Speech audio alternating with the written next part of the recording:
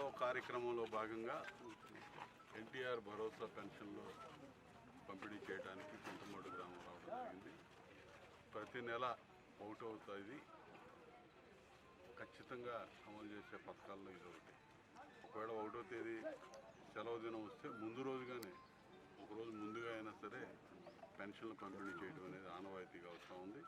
ఇవాళ ఈ పెన్షన్లు 4,000 రూపాయలు, వృద్ధులకి వితంతువులకి 4,000 రూపాయలు, వికలాంగులకైతే 6,000, 10,000, 15,000 రకాలుగా ఈ పెన్షన్లో డిస్ట్రిబ్యూషన్ జరుగుతూ ఉంది. ఇచ్చిన హామీ మేరకు ఎన్నికల ముందు చంద్రబాబు నాయుడు గారి కూటమి ప్రభుత్వం పార్టీలు ఇచ్చినటువంటి హామీ మేరకు అప్పుడే ఒక 3 నెలల ముందు నుంచే కలిపి 7,000 రూపాయలతో మొదలైంది. 4,000 రూపాయల పెన్షన్ 7,000 రూపాయలతో మొదలుపెట్టినటువంటి ఘనత ఈ కూటమి ప్రభుత్వాన్ని. ప్రతి ఏటా 33,500 కోట్లు ఒక పెన్షన్ కార్యక్రమానికి ఖర్చు పెడుతున్నటువంటి రాష్ట్రం ఆంధ్రప్రదేశ్ రాష్ట్రం. భారతదేశంలో ఏ రాష్ట్రం కూడా లేదు. ఒక రాష్ట్రం కాదు, 4 రాష్ట్రాలు 5 రాష్ట్రాలు కలిపి పెన్షన్లకి ఎంత ఖర్చు పెడుతుందో ఒక ఆంధ్రప్రదేశ్ రాష్ట్రమే పెన్షన్లకి అంత మోతాదులో ఖర్చు పెడుతున్నటువంటి ఏకైక రాష్ట్రం ఆంధ్రప్రదేశ్ రాష్ట్రం.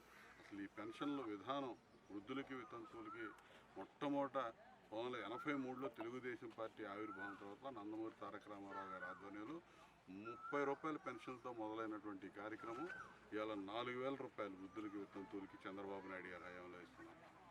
ఇదే పెన్షన్ని 200 రూపాయలు చేసింది చంద్రబాబు నాయుడు గారే, 1000 రూపాయలు చేసింది చంద్రబాబు నాయుడు గారే, 2,000 రూపాయలు చేసింది చంద్రబాబు నాయుడు గారే, 4,000 రూపాయలు చేసింది చంద్రబాబు నాయుడు గారే. అంటే ఇది ఒక పేటెంట్ హక్కుగా పెన్షన్ల మీద పూర్తిగా ఈ తెలుగుదేశం ప్రభుత్వానికి పార్టీకి మొట్టమొదటి నుంచి కూడా పేదలంటే వృద్ధులు వితంతువులన్నా వికలాంగులన్నా కూడా అమితమైనటువంటి శ్రద్ధ చూపించేటటువంటి ప్రభుత్వం బ్రహ్మాండంగా ఈ కార్యక్రమాన్ని అమలు చేస్తూ ఉన్నాం.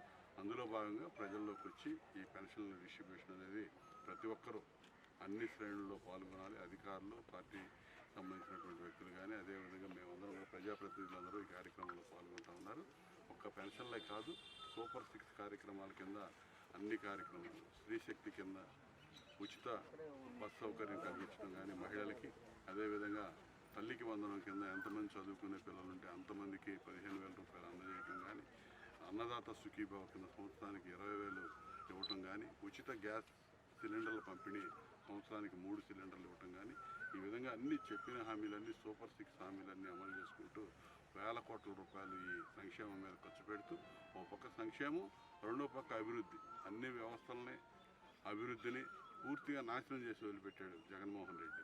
వాటన్నిటినీ గాడిలో పెట్టుకుంటూ మళ్ళీ అభివృద్ధి కూడా శరవేగంగా ముందుకు తీసుకెళ్తూ ఇచ్చిన హామీలన్నీ అమలు చేసుకెళ్తూ